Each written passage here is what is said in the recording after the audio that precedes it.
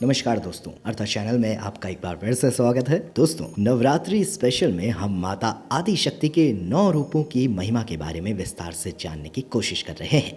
नवरात्रि माता रानी के अलग अलग स्वरूपों की पूजा के लिए विशेष दिन के रूप में मनाए जाते हैं। माँ दुर्गा का हर एक रूप एक अलग ही मतलब रखता है और इन 9 रूपों का अर्थ है माता की 9 महाशक्ति, जिनका सृजन विश्व के कल्याण के लिए हुआ है। अब तक हमने माता के प्रथम रूप शैलपुत्री, दूसरे रूप ब्रह्मचारिणी, तीसरे चंद्रघंटा रूप, चौथे कूष्मांडा रूप, पांचवे स्कंद माता रूप व छठवें कात्यायनी रूप और सातवें कालरात्रि रूप के बारे में चर्चा की।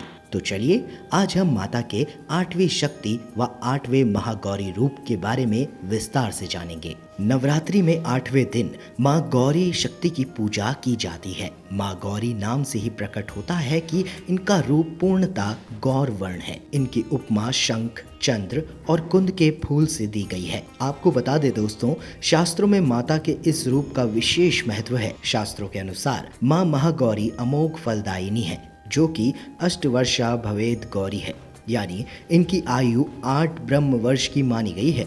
इनके सभी आभूषण और वस्त्र सफेद हैं, इसीलिए उन्हें श्वेतांबर धरा भी कहा गया है तथा इनका वाहन वृषभ है, इसलिए इन्हें वृषरूढ़ा भी कहा जाता है। इनकी 4 भुजाएं हैं। इनके ऊपर वाला दाहिना हाथ अभय मुद्रा है तथा नीचे वाला हाथ त्रिशूल धारण किए हुए है।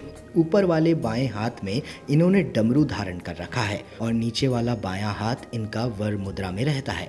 ज्योतिष शास्त्र के अनुसार जो जातक नवरात्रि के 8वें दिन माँ महागौरी की पूजा अर्चना करते हैं, उनकी जन्म पत्री से राहु दोष समाप्त हो जाता है।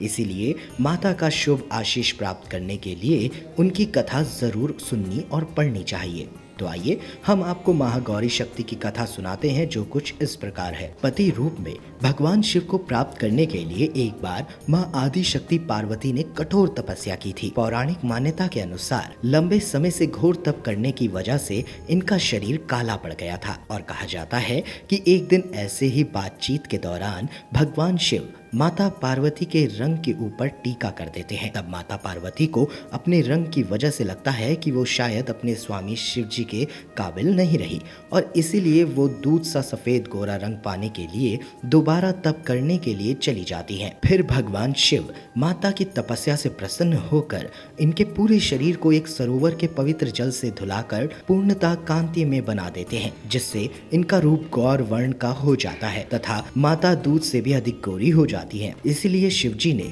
महागौरी कहकर पुकारा और तभी से ये महागौरी कहलाई। माँ महागौरी शक्ति की संपूर्ण मुद्रा बहुत शांत है। ये अमोघ फलदायिनी है और इनकी पूजा से भक्तों के तमाम कल्मश धुल जाते हैं, वह पूर्व संचित पाप भी नष्ट हो जाते हैं। महागौरी का पूजन अर्चन उपासना आराधना बहुत ही कल्याणकारी है। इनकी कृपा से अलौकिक सिद्धियां भी प्राप्त होती है। नवरात्रि के 8वें दिन माँ महागौरी की पूजा करने का प्रचलन है। माँ महागौरी राहु की स्वामिनी मानी जाती हैं। जो जातक नवरात्रि के 8वें दिन माँ महागौरी की पूजा अर्चना करते हैं, उनकी जन्म पत्री से राहु दोष समाप्त हो जाता है। ऐसी फलदायिनी माँ महागौरी शक्ति को प्रसन्न करने व उनकी असीम कृपा प्राप्त करने के लिए उनके पूजन मंत्र से उनकी पूजा अर्चना जरूर करनी चाहिए, जो कुछ इस प्रकार है। श्वेते वृष्ये समारूढ़ा श्वेतांबरधरा शुचिया महागौरी शुंभधात महादेव प्रमोददात।